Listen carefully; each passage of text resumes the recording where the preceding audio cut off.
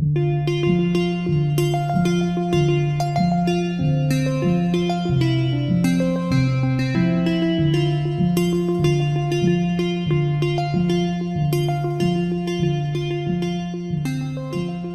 everyone. I'm glad you're able to join us today. Before we begin with the presentation, I have some housekeeping matters to go over. First of all, I'm Lori Nelson. I'm the Director of Alumni Relations at the University of Utah S.J. Quinney College of Law, and I'm glad you're able to join us today. Pursuant to Utah Supreme Court rules, you have to stay on for an hour. So if for some reason you disconnect and then reconnect using a different ID than the one you used originally, please email me at lori.nelson@law.utah.edu so I can make sure you get credit for the time you're on. Also, for this webinar, please use the Q&A feature for questions. Don't use the chat, use the Q&A. And you can, if you see a question that you like that you want answered, you can vote it up and it will rise to the top of the queue. Now, I'm pleased to bring this presentation to you, and I've invited John Rees at Strong and Hanni and Gretchen Lee from Mountain Mediation to talk about what happens when you leave your practice for any reason and then want to come back. This initially became interesting to me because when I was practicing, there was a lot of discussion about the benefits of taking a sabbatical. But there were all the usual discussions about how do you pay for the sabbatical? Do you continue to get paid full or part of your salary while you're gone? Do you maintain all of the other benefits of a full-time employee? But the larger worry, aside from all of those sort of practical considerations, the larger worry is what will happen to my practice while I'm gone. And even though sabbaticals are more limited than some of the other reasons people leave the practice, there's still the concern that when you come back, your practice won't have been maintained. So I asked John and Gretchen to please come discuss with us their experiences. And after they give a brief introduction about what they did, then we will open it up for questions. So please feel free to jump in with questions that you have. Don't raise your hand. Don't use the chat. Please use the Q&A. Thanks. Now, Gretchen and John, I don't know who wants to go first. So Gretchen, why don't you take it off? Sure. Well, thank you for having me. I'm very excited to have this discussion today. So I will give you a little bit about my background. When you said the title was going to be Returning to Practice After a Break, I thought, oh, how appropriate. I've had about 5 or 6 breaks and have managed to reinvent myself along the way with each way. So I am really excited to be part of this discussion today. I graduated from law school a long time ago, in the early 90s. And upon graduating from law school, actually in Atlanta, Georgia, I moved out here with my husband. And my very first job was with the Utah State Legislature. I used to be an associate general counsel up there. I worked there for several years, and then I hate to say the word followed my husband, but because of my husband's career, we had to move around a little bit. And so I worked in a small firm in North Carolina, and then I worked in a very large firm in New York. And then I took an extended break for family reasons. We have three beautiful children. And then I started making my way back into law I hate to date myself, but in the mid 2000s, I actually returned to the legislature for a couple of years. Since then my kids became teenagers, and then I took another break. And for the past 5 or 6 years, I've been back in the nonprofit world with Mountain Mediation Center up in Park City. And we do mediation and other conflict resolution. So you can tell I've had a long, windy path in law and out of law. Thanks, Gretchen. John? Okay, well, thank you. It's great to be with all of you, and appreciate this opportunity. And, I guess each of us has our own story, and each path is unique, and mine's probably a little bit different than anyone else's as well. So in law school, as a second-year clerk, I started clerking at Collister, Nebaker, and McCullough. And I came back during my third year as well and received an offer to become an associate. And so I started my career there and practiced at Collister for, over 30 years. Had a great experience. My practice was all transactional. As a young associate, I did a little bit of litigation and quickly learned that that's not where I wanted to be. And so it was a transactional practice. I always had an interest, though, in the business side of transactions as well. And so I went back and got my MBA. And with that, I wanted to, at some point, hopefully pursue a general counsel position. So I left Collister to become outside general counsel for a client, and then to also go solo. And that was another thing that I thought would be very interesting to try is to go solo. So again, after several decades, I went solo, and then that outside general counsel position turned into a full-time in-house position, and that I did that for a while, and then I went back outside, and but I had given away most of my practice to go full-time in-house counsel, and when I decided to go back out, it was time for me to ramp back up my practice, and it was right around that time that we received a call from the Church of Jesus Christ of Latter-day Saints for me to serve as a mission president, for my wife and me to serve as mission leaders. And so we knew that we were going to be taking a 3-year break. So instead of trying to ramp up my practice at that point, I just kind of held it steady and waited for the 9 months until we left. So my break was never planned, never anticipated. I thought I would practice until I retired. It was a huge surprise, and frankly, I wasn't mentally prepared for that kind of a change. But fortunately, I had several months to get ready and to make that mental shift. So, just a couple of challenges of, for me anyway, of making that kind of a change or to have that break. When I left, I didn't know if I would come back and return to my practice. I decided to leave that completely open. So when I left, I closed everything out. I transitioned my clients, closed my books, inactivated my license, terminated my malpractice coverage, and I had several subscription services that I terminated as well. And as far as my return, again, I made no commitments about what was going to happen, but I did know at a minimum I wanted to take 2 to 3 months just to decompress before I got back into whatever it is that I was going to do.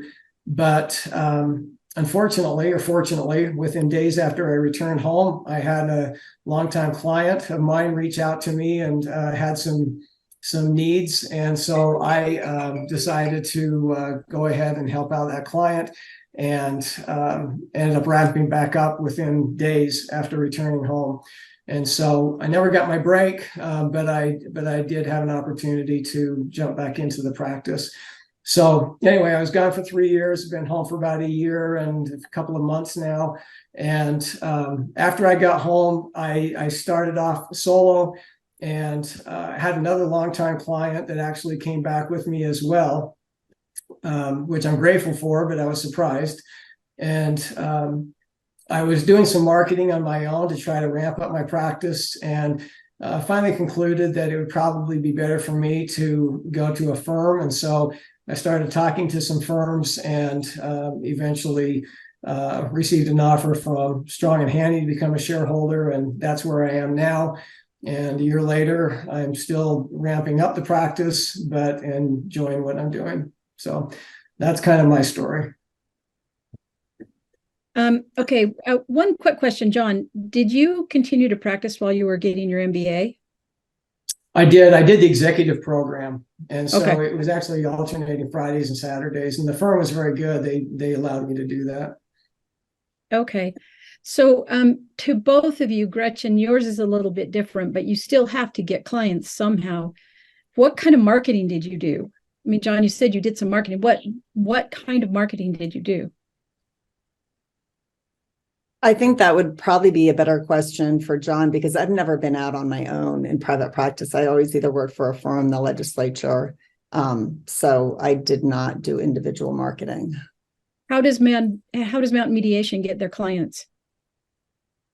Word of mouth, and it's an established, nonprofit. We do all the small claims mediations for Silver Summit up here in Summit County. And then we have a pretty robust, partnership with community partners. We do a lot of landlord tenant work. So we work with various partner organizations. So the organization does, obviously does marketing, but as individual, yeah. Okay, John? So one of the first things that I did is I started to reach out to people, contacts, friends, other lawyers, and just try to reestablish some connections. And whether they were a referral source or a contact or just a connection, that's all that mattered to me. And so I did that a lot. I've done some writing, and I did a lot of speaking and presentations before I left, and I haven't really done a lot of that since returning. But I have done some writing, and sometimes I'll jump onto LinkedIn and spend some time doing some things there. But a lot of it for me is just personal contacts and renewing those relationships and making the connections. Okay. So the grass always seems to be greener on the other side of the fence. Did you miss practicing law while you were taking a break? Well, I'll jump in on that. Okay. You go first, John. Well, no, I was just going to say that for me, no, I didn't miss it because I was heavily involved in other work that I thought was very valuable. But there were times when something would happen, or I'd stop and think about it, and I did feel good about it. I felt like, wow, that was something I really enjoyed doing, and had no negative feelings about it. But I didn't spend a lot of time doing that while I was gone. Gretchen? Yeah, and I was just going to say, when I took time off for family reasons. But then when it was time for me to go back to work, it was time for me to go back to work. I felt like I needed something at some point, and that I needed to do something for myself. So the second time I went back to the legislature, I did miss it. Like, I missed the work. I missed the environment. I missed it. And so I was looking to go back. And then this last time, working with a nonprofit again, my kids had gotten older and I was ready for something. So did your break, since your breaks were for vastly different reasons, did they give you what you were looking for in taking a break? I will jump in. It definitely did. I mean, again, and that's what, like, looking back when you asked us to be part of this panel, I started, just thinking the big picture. And, having that law degree and that law background really gives you that flexibility to take breaks and to come back in and maybe reinvent yourself, a little different way. It sounds like John and I have had very different paths, but for me personally, it's given me, the ability to come back in and invent myself. And I don't want to say invent myself, but, try new things, but still using, that law background. So yeah, my situation was different. I didn't intentionally take a break, and things were going along swimmingly until I was asked to leave, which obviously I'm grateful I had that opportunity, but I never intended to make a full leave. Now, I did make a change. I left from a law firm to go solo, and that for me was a huge change. And I'll tell you, that gave me what I wanted, just a different experience and a different opportunity. So, for both of you, you have explained in part how your practice has changed. But Gretchen, I think it's valuable for me to ask you, because I've talked to a lot of female students who say, does working for a firm or being a lawyer mean I can't have a family? So what's your perspective? I mean, I sort of know your perspective, but could you enlarge on that, please? Sure. Yeah. I mean, if just listening to my story in terms of I have 3 kids and I chose to stay home with them for a good extent of, the time. We don't have family out here. My husband has long hours. And so for me personally, I felt like it was very important to take that break, to be with my kids. But then, as I said before, at some point, I felt like I really needed to go back and I needed to do something for myself. Did that answer your question? Yeah. John, from your experience working in firms, have you seen the issue of your women lawyers feeling like there's a struggle between being able to have a family and being able to meet all the requirements of working in a firm? I know at Hollister in the early years, I think that was a real issue. And as I talked to the women lawyers, that was a concern. But my own sense, without having really dived into it, is that over the years that's become much better. I know Strong and Hanni has got a very strong culture of trying to be helpful and to address those kinds of concerns. And so I think the landscape has changed dramatically in the last 10 years. So what was your biggest concern about returning to practice? We talked about this the other day. Mine was technology. Mine was that, hands down, it was technology. I was just afraid that I would be so far behind the 8 ball, but everything's learnable. And so, yeah, I overcame that barrier. My biggest concern, and just being very transparent here, is memory. I wasn't sure what it would be like to come back, if I would come back and there would be this clean slate and I'd have to start over, or if I'd come back and I'd remember everything and not skip a beat, or if it was somewhere in between. And gratefully, it was really close to the didn't skip a beat.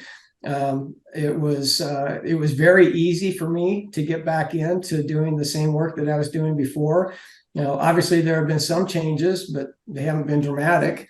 And so I was able to get right back into pretty much to where I was. The bigger concern, well, not the bigger, that was a concern, but also for me, it was just rebuilding a practice and having clients and also reassimilating into the legal community. And of course, my way of doing that was I ran for the bar commission and was successful there. And so I've had opportunities to not only connect with a lot of people, but now have an opportunity to serve in that capacity as well. So it's been the things that I was concerned about, really in a lot of respects, haven't been concerns at all. So what are your thoughts on getting letters of recommendations for job applications after you come back into the legal sector after a break? So what do you do about that? Is that an issue, or do you just rely on people's prior familiarity with you? Gretchen, do you have thoughts? Yeah, I was just going to say, in my particular situation, that's exactly what happened. It was, I was going back to a job I had held before. But then, I don't know where I live now in terms, I'm thinking how I transitioned to where I am now. Part of it, it's just being in the community and doing the work within the community. But you're right. I could see how the letters of recommendation and things like that could be challenging. I've actually seen this within our organization.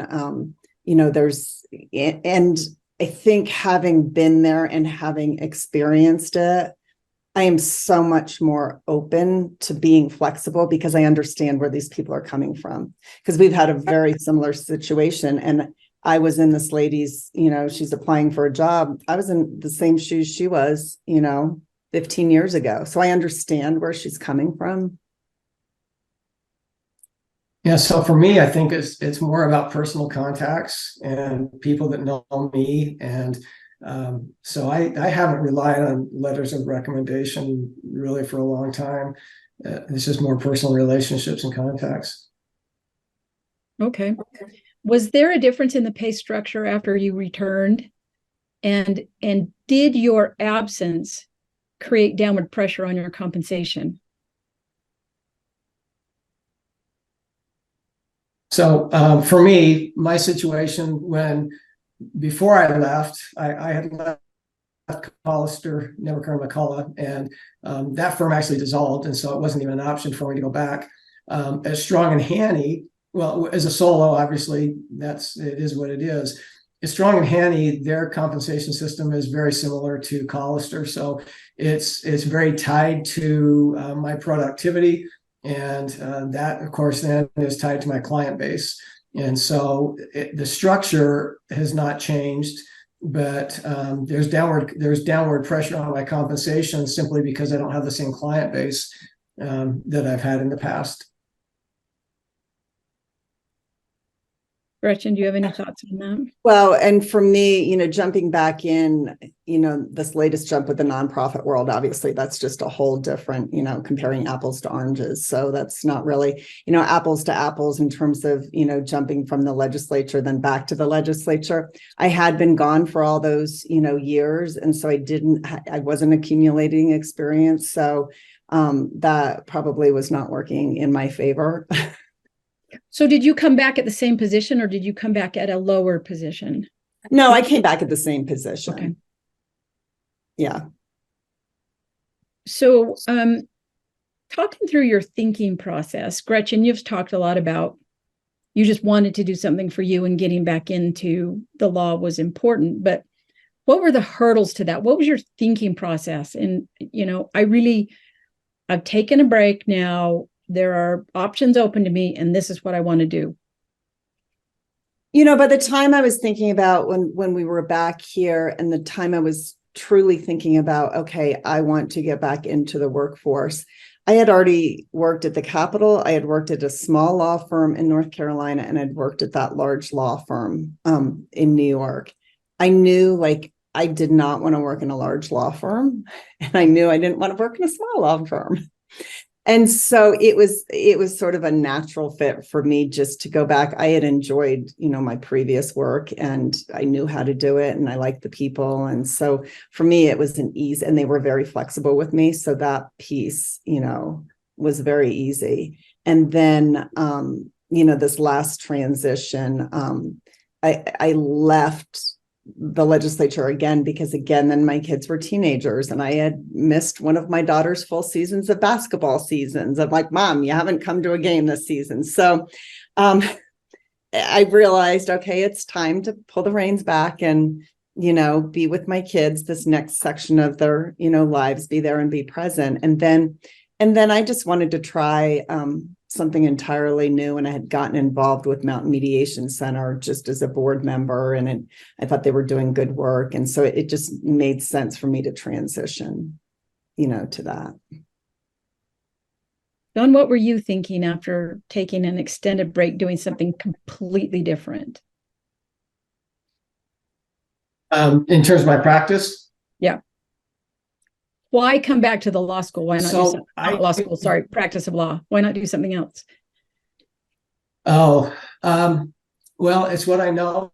And frankly, I thoroughly enjoyed my practice. That wasn't true for the first few years. And so if you've got any younger lawyers on here, they're saying, I really don't like this at all. Luke Hollister, who was the senior partner of the firm, used to always tell me, just be patient. And I was not patient, and I hated that he would tell me that, but he was absolutely right. And over time, I grew to really love what I was doing. And so the reason that I went back to it is because I enjoyed it. And I found over the years too, that what really made the practice enjoyable for me was the people that I worked with. Yes, I enjoyed the work and I enjoyed the challenge of the issues and solving problems. And I love solving problems and helping clients solve problems. But I really enjoyed the people that I worked with as well. And so for me, it was just a natural thing to come back and do what I already knew. I To be honest with you, there aren't a lot of other things out there that have really jumped out at me that said you ought to consider this. But this one, doing what I do is just was a very natural thing. Do both of you see more part-time options available for someone who wants to come back after a break or a transition?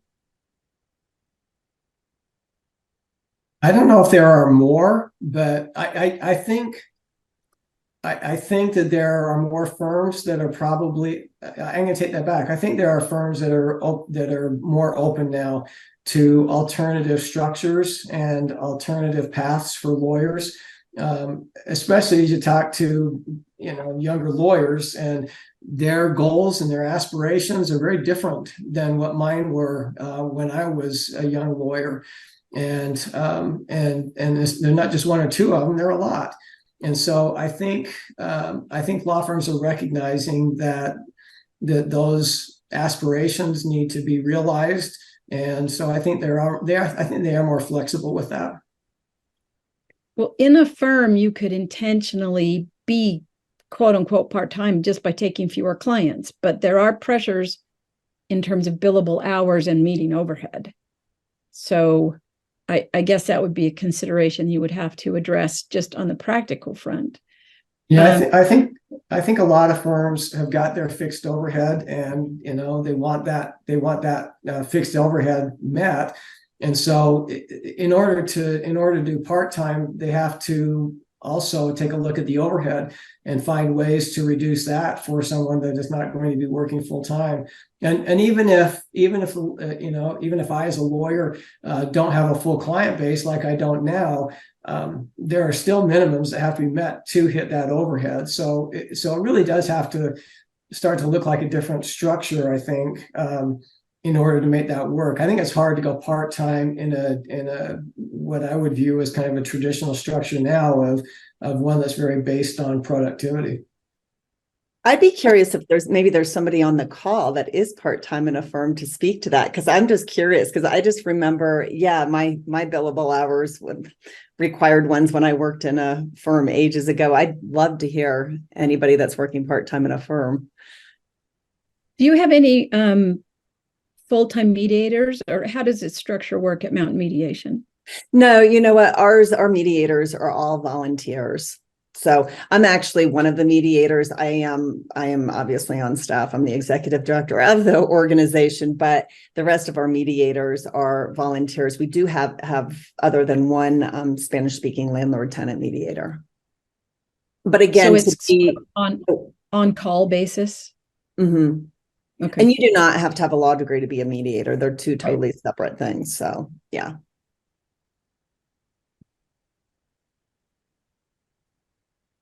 What were the most valuable skills that helped you get back into the practice as you were before?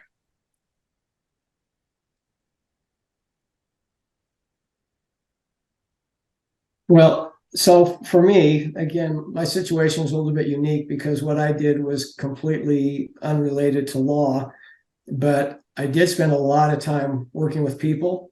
And because being a lawyer is a very relationship driven profession, I think that probably helped me just in terms of being able to develop my skills, if that's the right word, or my ability to connect with people and to build those interpersonal relationships.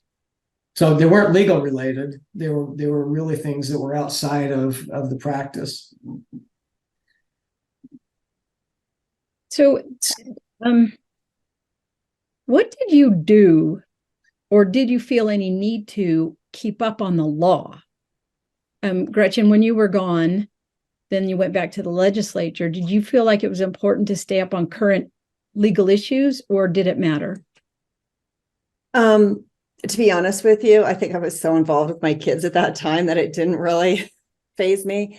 And when I went back, I worked in a totally different area, so it didn't really matter. So okay. No, I did not do any. I actually did some contract work. The first time I was there, I did tax. I was in the tax area, and I actually did a little bit of tax just consulting, but not much at all. So no. And then when I went back, I was in totally different areas. I would float.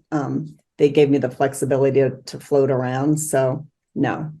And then this, now that I'm where I am now, we do a lot of landlord tenant work. We don't provide legal services per se, but we give a lot of, legal information. But again, I could not have anticipated that. So I've just learned as I've, gone along. Okay.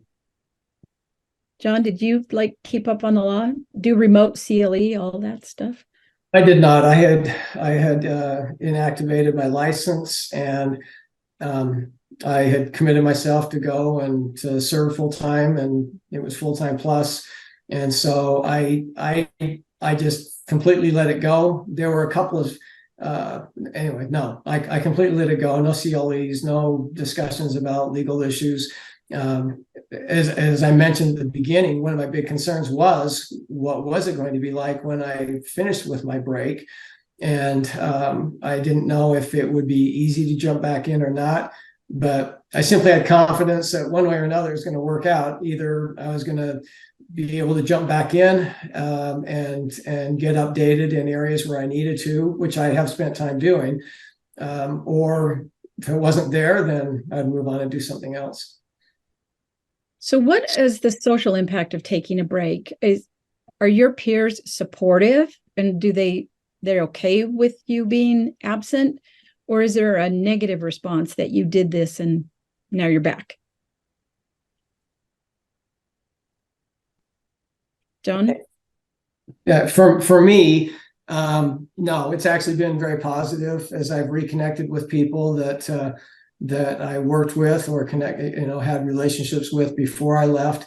It's been positive. And, when I left as a solo practitioner. And so I wasn't at a firm. And so it didn't really have any impact on a firm or anybody else. And so I was able to, it really didn't have it. It was a very positive thing for people that I have connected with.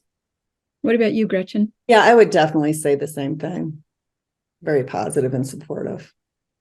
And Lori, just coming back, I think, for somebody who's thinking about taking a break in a situation maybe that's not like mine, where somebody has asked me to do something different, if somebody's thinking about voluntarily doing it, I have a lot of confidence in other people. And if you sit down and talk with management or talk with the right people and express your concerns or your interests, I don't know. It just seems to me there's a lot more willingness today to work with lawyers and to provide alternatives and to be open and talk about what the real issues are, and not just try to sweep them under the rug.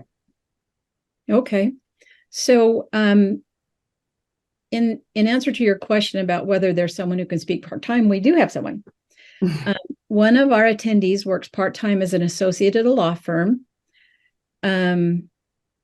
They choose a percentage of the overall billable hours required for the annual target. The firm has a policy that details whether you're paid salary or hourly based on what percentage of the overall requirement you are working. The percentage is also directly tied to what if you receive some of the benefits. So people are working part-time, and I know when I quit the practice, there was much more flexibility in terms of people who wanted to quit for whatever reason. The big question was sabbaticals, where you knew you were going to be gone, but what did that mean in terms of ongoing compensation, meeting your overhead, which wouldn't go away, and what benefits you could retain in terms of health insurance and that kind of stuff. So I think there's a lot more flexibility for the part-time idea, that firms are working through that. But I think there are still open questions about sabbaticals, even though I think there's acknowledgement that allowing attorneys to step back for something can be good for their ongoing well-being and maintaining a healthy practice. So I don't know how people are going to work through that type of issue. And I don't know if any of your firms are talking about it. But A question is, do you advise going inactive on your bar status or keeping it in your CLE going? And is there a professional cost to going inactive? And you both let it go, right? You both let it go. I can answer mine and part of mine, it's probably not the best thing to say, but when I went inactive, yes. And at one point as I alluded to before, we moved around a lot. I had my bar in Pennsylvania, North Carolina, and Utah, like simultaneously at one point. So I left them go. Actually, right now I am active under the pro bono, rules of the court. I couldn't really speak to whether there's a professional cost to it. John, you might be better positioned for that. It hasn't affected me and what I'm doing, but obviously I'm not down the firm path. So you may have a better answer, John. Yeah. So, I'm not sure about the professional cost either. I think it just depends on the individual lawyer and the firm situation. But if I had taken a break for virtually almost any other reason, and I knew I was going to come back, I would probably stay current on CLE, and I'd probably try to retain some relationships, even if I'm doing something else. But again, mine was unique, and I pretty much just cut it off completely. But I think it would be helpful to stay up on things, to some degree. And if nothing else, it just help you to feel like you're staying sharp and ready if you need to jump back in. But if somebody's making the decision, no, I just need to get away from this for some period of time, I don't see a downside to that. I don't think it's a problem. Again, assuming that you've reached an agreement with whoever it is that you're going to be leaving, or whatever organization you're leaving and coming back to. What's the client response to "I'm leaving"? Don't you want to rethink this? Well, in my situation, the clients were all very understanding and appreciated what I was doing. They weren't excited about it because that meant they had to work with another lawyer. Now, in most cases, I had another lawyer that I was working with that had already had some relationships with my clients, and so that made it a lot easier. But I think it's hard for clients, and I think when we do that, we need to be sensitive to their needs and trying to help them through that process as well. So another one of our attendees left the firm world and went solo for 30 years, as practiced part-time out of their home as an estate planning attorney. That allowed that lawyer to be home, spending time taking care of the children, and acknowledges that there are so many alternatives in the way we can practice law, which may not have been true 20 years ago, maybe. Well, and Lori, I taught the law practice management class, at the law school for a few years. And the whole, the idea for me anyway was, yeah, you can do this. And it may take a while, but you can make this happen. And so if you want to go on your own, or if you want to do something a little bit different, have the confidence and set up a plan so that you can make that happen. I know it. One of the reasons that I didn't leave to go solo for over 30 years is because I was terrified. And I wasn't sure if I left, if all of my clients would just stay behind and say, well, that was nice. And, nice knowing you, but we're staying here. And gratefully, they all came with me. But that was a very real fear for me. But again, I think if we can have the confidence that, yeah, I can make this work, and take the steps to do that whether it's a full break or just a change, don't be afraid to look at that as an option. Yeah, I'll jump in on that because I know personally several people who have done that over the years, and the people that I know just happen to have estate planning and have developed, like you said, John, over time, a very successful, business. They've been slow builds, but that gave them the opportunity to have that family work, balance that they were looking for. Well, and the other thing too is that if you do that, and if you're successful and you're able to build up a bit of some practice, you're now sitting in a position where you're the captain of your ship. If you want to go to a firm, probably most firms would just take you in a heartbeat, because you've got an existing practice. And if you want to stay on your own, you can stay on your own. So it puts you in a very enviable position. Do you think that all absences are created equally? And have you perceived, or do you think there could possibly be gender disparity? The question is, are women who choose to leave a practice for family reasons looked at differently than a man who chooses to go work in another arena or is called to, as John was, a religious position? What's your experience, or have you seen anything in that regard? That's a really good question. And, personally, I don't feel very well equipped to answer it, because I've never felt like I don't feel like I've had issues because I've left for the reasons I left.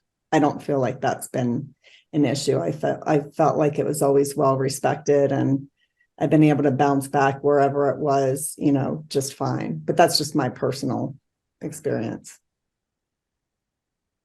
John, have you Yeah, noticed? I don't know that I can speak for others. So when over the years, I've had the opportunity to train several associates, and some of them have been women, and they've left for different reasons, and it made no difference to me. If they had, if there was a reason that they needed to leave, I was always interested in them. It was hard for me because I had to replace them, and I had to get somebody else who could get to know the clients and that sort of thing. But I was always more interested in them and their professional development and their personal lives, and so it didn't matter what the reason was. I think this is an interesting question in terms of it historically has been perceived more natural for a woman to leave for family reasons and for a man to maybe leave for other reasons. What if it was reversed and it was the man who said, I need to take this extended break to care for my family? Do you think that would be perceived with any negativity? John, you're the man. Well, I don't think so. I'm sure there are pockets. I mean, it's I won't go down that path. But anyway, I think there are pockets that you might run into a problem, but I think generally speaking, I don't think that's going to be an issue. So in terms of partnership track, I know that some firms have laid out a policy that says if you take time off, but you continue to work or not, you won't lose your partnership track, but you may have to ramp up in terms of developing your client base. Do you think that makes sense in an overall firm, John? I do. I think that, like for me in my situation, I had to make a choice. There was a cost to doing what I did, and so to be on a partnership track, and if somebody says, okay, this is going to divert you a little bit from that, maybe that's just the cost of doing it. I'm sure there are a lot of people who would disagree with me and say, no, it shouldn't be impacted by anything, and people should just be able to follow their hearts and do what they want to do. But I think partnership tracks probably a little different in different firms, but I do think there's a cost for doing some of the things that we choose to do. Did your break help you become a better lawyer? And if so, how or why? Gretchen, you want to take that first? That's a really good question. I don't know if it was necessarily the break. It's it could be the break. It could be the life experience and the probably, because you look at things differently with a different, lens because you have a different life, when we all have different life experiences, but I think it probably did. And I know I'm not explaining it very well. I'm not explaining it at all, but you just have my wheels thinking right now of, yeah. I'll tell you one way it helped me is I didn't have to be practicing law during COVID. And that was huge. I didn't miss that part of it at all. But I think the experience that I had didn't do anything directly, but I think outside positive experiences always help us, regardless of the environment or the situation that they're in. And I think sometimes taking a break just gives us new perspective and an opportunity to reflect and to get exposed to things that we simply would not be exposed to if we were full-time practicing law. I was exposed to several other lawyers in my opportunity. And so, yeah, we would talk from time to time about their practice and what they were doing. And so I was able to learn from them and to just gain good insights. What recommendations or counsel do you have for people who want to take a break for any period of time? I would say, as John said, plan for it, but go for it. Like, if there's a reason you want to take a break and you have a plan for it and you've discussed it with the people that you're working with, I don't think you necessarily always need to know what you're going to be doing on the other end of the break. But again, this is from my personal experience, but I don't know. Life is short. And I just think back, if I had stuck with that, my one job when we were living back east, I would not be a happy camper right now. You got to be able to be willing to jump off at some point. So this wasn't really so much my situation, but I do have thoughts about it. And I think first and foremost is to understand why. Why do you want to take a break? Frankly, if it's a mental health issue, taking a break may or may not help you solve that. And you may need something other than taking a break to do that. There may be ways that you can restructure what you're doing. There may be ways to have some outside interests.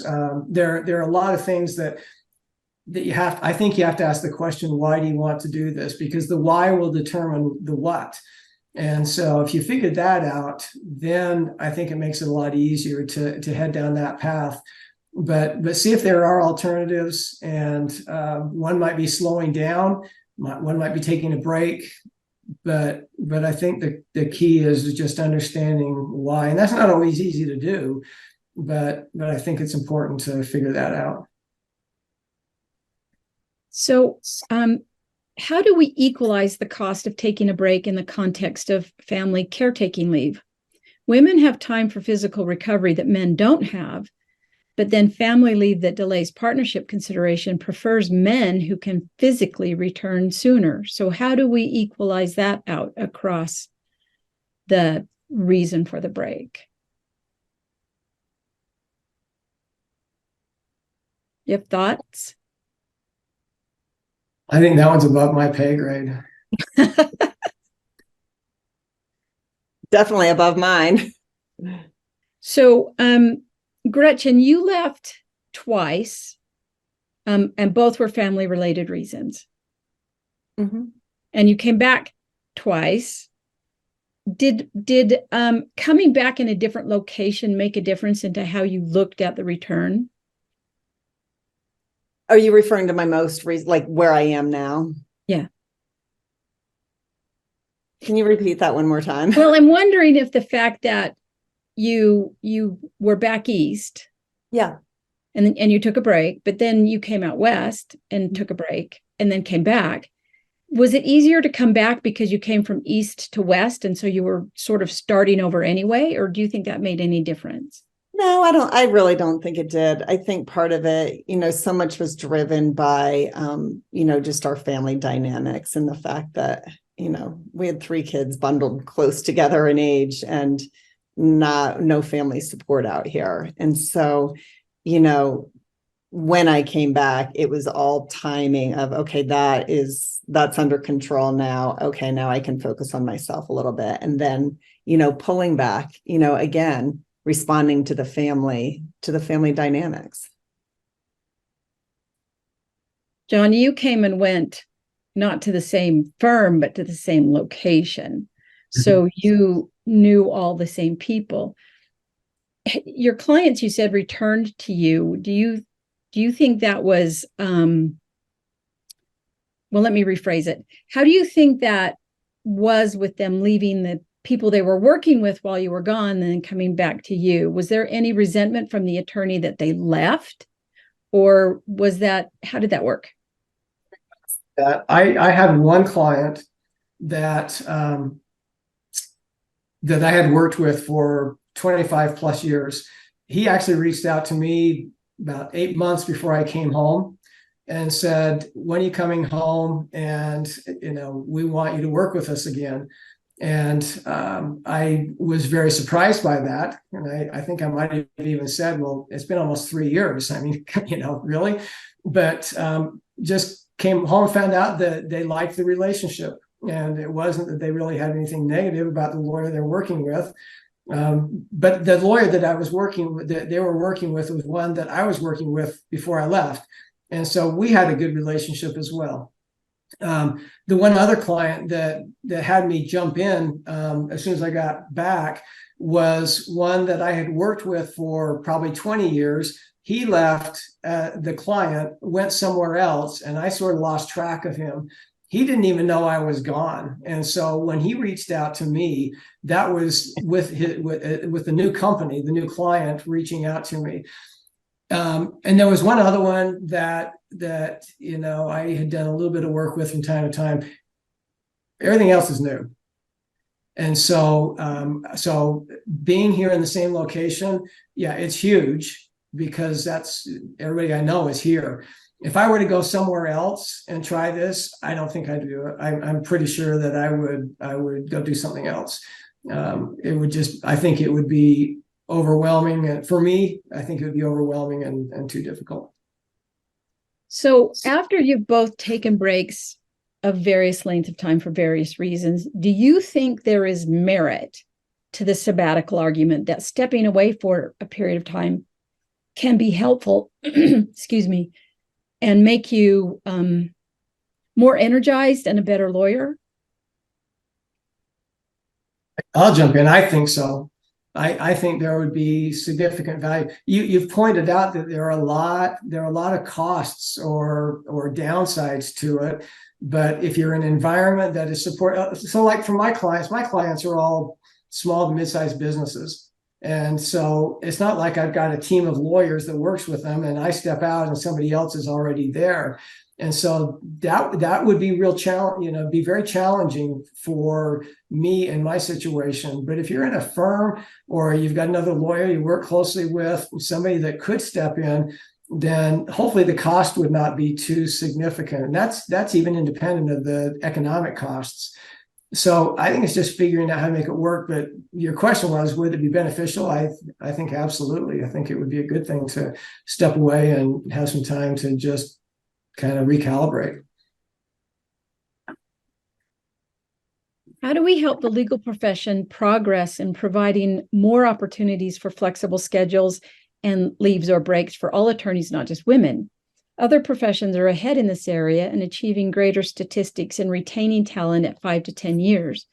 What else can partners in law firms and others in the legal field, managers in general counsel positions, do to recognize the shift in the generational expectations in order to attract the next generation of practitioners to the study of law and remaining in the law once they're there compared to other fields? Do you have any thoughts?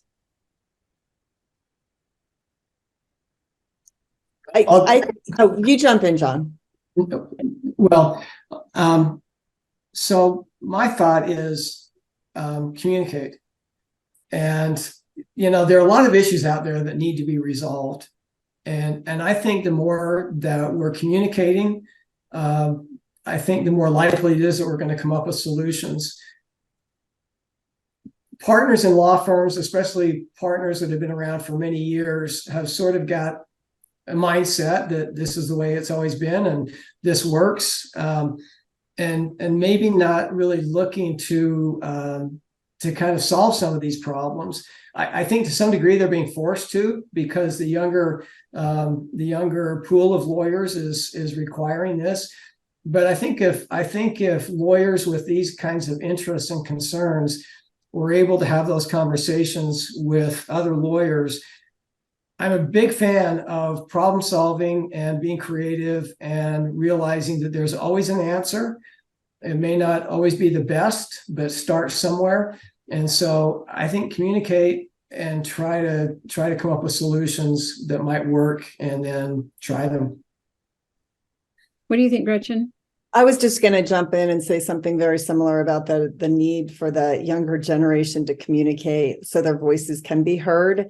And I was curious, again, I'm not sure really who's on the call, but I would like to hear, is some of that starting to change now? Is anybody seeing that at all in the Salt Lake community or in the Utah legal community? Or, is it the same old, same old? I don't have the answer, but I'd like to hear if anybody on the call, has any thoughts. Is there a risk to future career options if you take employment as a legal assistant after taking a break for any reason?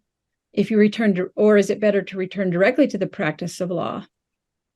Is there any suggestion for requesting support from other attorneys in helping you build back your confidence and competence in practicing law? Or do you think it's okay to come back as a legal assistant and move up? John? So my thoughts to this, again, understand why you want to be a legal assistant. If it's out of fear of not being able to make the jump back into the practice, I would examine that and see if there isn't some way to overcome those fears. If there's a legitimate reason for wanting to do that, and if it's a story that you can explain to somebody and it resonates, then when you're looking for a future opportunity, if you can tell that story and somebody can say, oh, that makes perfect sense, then I don't see a downside to it. But it has to be, I think it has to be a story that will make sense to somebody who's looking at maybe hiring that individual. Gretchen, do you have any thoughts on that?